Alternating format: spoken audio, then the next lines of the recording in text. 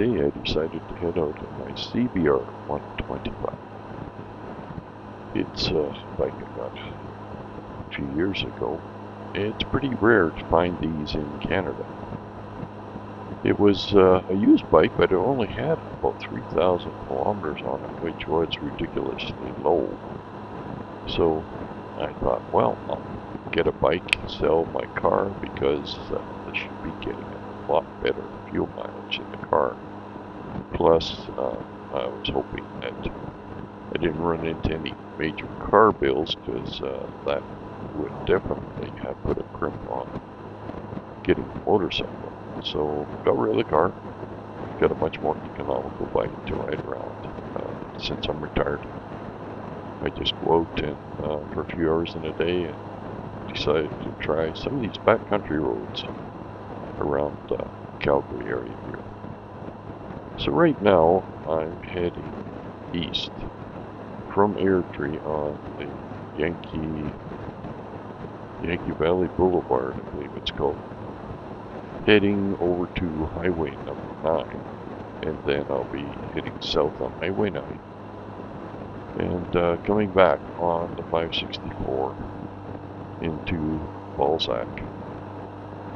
So this bike here, it does have issues with keeping up with traffic.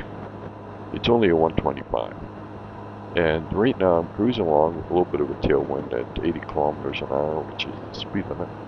And I'm not having any problems keeping up the speed, but when I go to head onto Highway 9, which is 100 kilometers an hour, and I've got a headwind as well, I'm going to have problems trying to keep up the speed.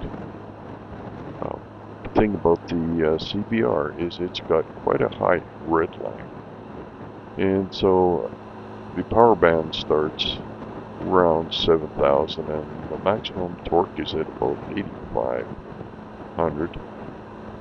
All the way up to 10,000, which is the maximum horsepower, and then you still got a bit of space before you get to the maximum RPM. So this bike is fairly light. I do find that it gets blown around quite a bit on the road when there's a crosswind, especially gusty crosswinds, 20 kilometers an hour faster. You do get blown around quite a bit on it. However, I have been averaging on this around 120 miles per gallon. It seems to like running around 80 to 90 kilometers an hour. It can do 100, and I have had it up to 122 kilometers an hour, cruising along on the major highways. And with this bike, you can have the RPM to get it up to that speed. But of course, with only 13 horsepower, you need a little bit of help, either getting sucked along by traffic or a little bit of a tailwind, and you can get quite a bit more speed out of it under those conditions. So right now I'm cruising along. I've got my tank bag on there with my phone recording the trip, and on the left handlebar there you can see a green arc. That's actually a multimeter kind of thing that will charge cell phones. So I've got USB-A and USB-C connectors on there. So it's currently charging my iPhone here by wireless, and I'm also charging a electric little battery that heats up my electric socks. So I decided to put on my electric socks today, and I've got a spare battery that's charging up on the bike as I drive along, so it's very handy, and it also gives me the temperature on it as well, and the battery voltage to make sure that it's charging properly. So the thing I like about this bike is it's quite nimble. I do find the front brake a little bit too powerful though. I'm pretty sure you could stop the bike on the front wheel. It's got disc brake on it. And I thought, well, this would be a great bike for retirement years, just cruising around and stuff. And yeah, I got it for the economy more than anything. But I decided this year, actually last year, I was hoping to do the tune-up on it.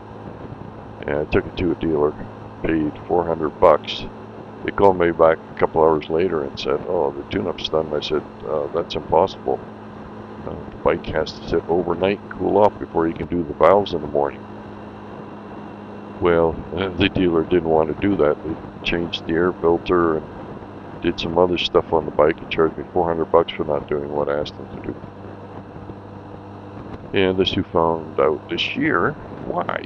Because in order to even get at the motor to get the valve cover up and do the valves on it, I have to disassemble the dash. I have to take both seats off. I have to take off the lower cowling. I have to take off the middle cowling, which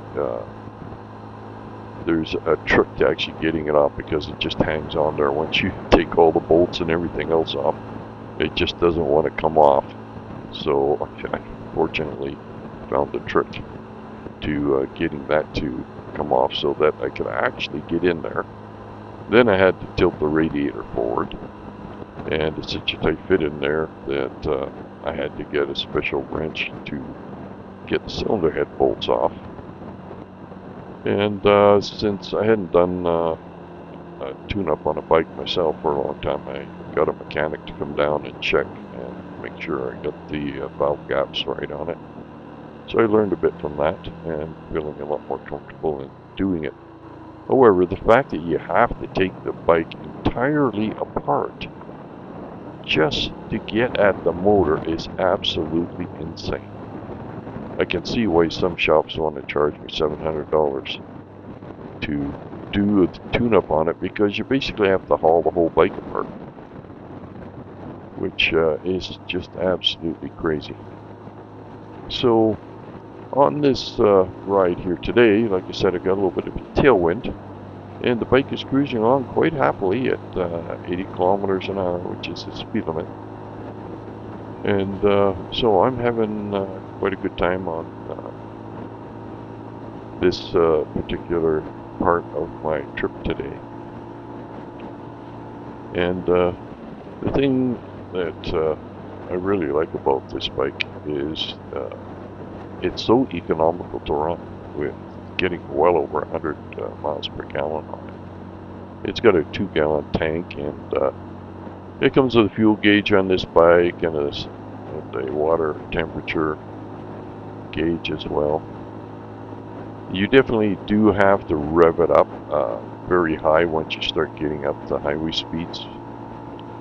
It's basically full throttle, and hoping you can maintain the speed. So you definitely need to run it a lot in the power band when you're up at highway speeds, which is why I prefer either to be on the main highway, where I can get sucked along by the traffic and then the bike can go quite a bit faster, or just take off on these back roads here, 70, 80 kilometer an hour roads.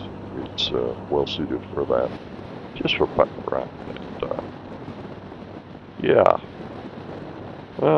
it's a beautiful day to be out, because winter has been long enough, and I was just eager to get out and really enjoy this bike. And so yeah, I actually did a pretty good job on doing the valves. The oil change is going to be getting done next, and maybe I will change the coolant later on in the year.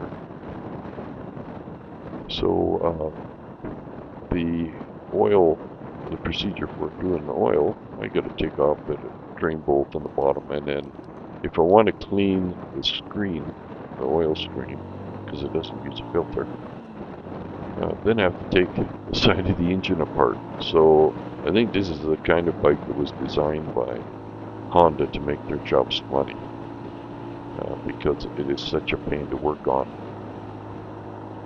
However, now that I know I can do the tune-up myself on the valves, and I can manage that okay. I think it's going to be a little bit easier to manage the expense because I won't have to fork out $400 to $700 every time I do a tune-up, which could be a couple of times a year. So I'm looking forward to that. And yeah, as you can see here, right now we're going to be coming up to Highway 9, just south of Airdrie, Alberta. And so here we are waiting. We have to wait here for a little while until I can get a gap in traffic, because this isn't the fastest accelerating bike there is with a small motor on it. But I like the reliability of the water cooling, and it's quite peppy in the low gears. Highway gears, well, you get up to the top gears. You basically have to run it wide open most of the time. So, pulling onto Highway 9, heading south for a few miles, and then I'm going to come back on 560/40. And yeah, I like this route because it's light traffic usually, except for when you get on Highway 9, and sometimes the traffic's going pretty fast. But yeah, it's a good high performance bike for 125, that's for sure. You can see these guys here on the highway, they're usually going 110, and with this headwind I just can barely get it up to 90 kilometers an hour, which is pretty close to highway speed. And yeah, when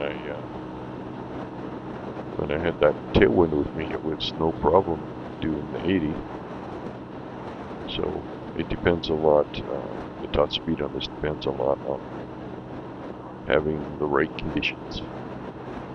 I did one time have it up to 122 kilometers an hour. I didn't actually believe I could actually get it up that fast. And I was actually heading south on Highway 2, and for some reason, maybe I had a slight tailwind or something, or maybe there was a lot of traffic sucking me along, but I got her up to 9,000 RPM in top gear, and it had no problem getting up there. I find with this bike, if I get a little bit of a tailwind, it'll get up to highway speed pretty good. So this has been my first bike in, oh gee, I don't know, about 30 years. And I'm really enjoying it. I took the dash apart too this year, changed the speedometer light bulb that it burnt out on. That was very tight to work on. But I think if I use my Honda Navi for most of the riding around town and use it for just the highway riding, I think I'll be able to maybe get by on doing one tune-up a year. Okay, now we're going to come here to 564, and I'm going to slow down here on this and just get around the corner here. It sounds a heck of a lot better after I did the valves on it, because they were making quite a bit of noise. And yeah, we'll just pull up here, let everybody get by. Take a break. And yeah, it idles perfectly. Very nice, smooth idling bike. And Aricana's over there. over to my left. I'm checking the chain on it. Yeah, see, because first time I rode it after I put the new chain on, it stretched a lot, and then I adjusted it, and it was a little bit too tight, so I loosened off a little bit, and it seems to be just right. It's holding the tension just right now.